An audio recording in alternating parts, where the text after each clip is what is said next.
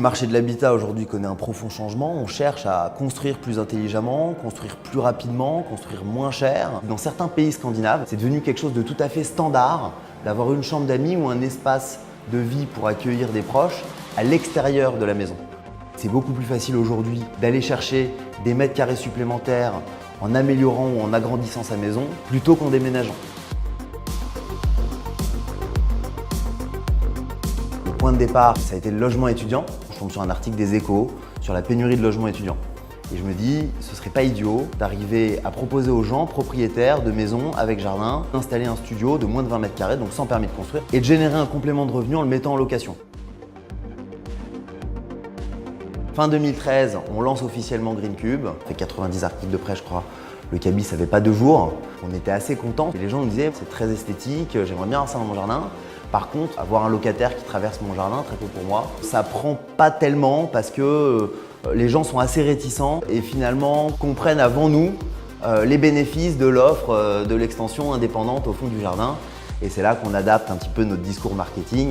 Le principal business, c'est les chambres d'amis. Extension pour créer une chambre d'amis, une chambre en plus. La façon de vivre chez soi évolue, les jeunes partent aussi de plus en plus tard. On a de plus en plus de familles recomposées. GreenCube, aujourd'hui ça permet d'agrandir sa maison de façon très simple.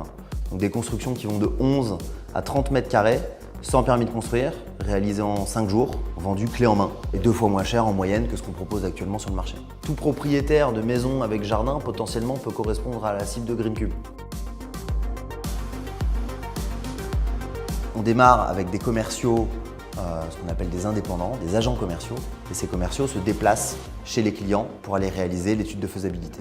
Et on se rend compte qu'il y a des zones sur lesquelles on a énormément de mal à recruter. Donc on a internalisé la force de vente et surtout digitalisé la méthodologie de vente. En ayant une visualisation satellite du terrain, avec des applications, on arrive à mesurer très précisément le terrain, à réaliser l'implantation du studio, à visualiser le studio en 3D sur le terrain, tout ça en live, à présenter nos produits de façon beaucoup plus concrète avec des visites virtuelles, avec la possibilité de voir des vidéos, de montage, etc. Donc beaucoup plus de choses à montrer finalement que sur une vente physique.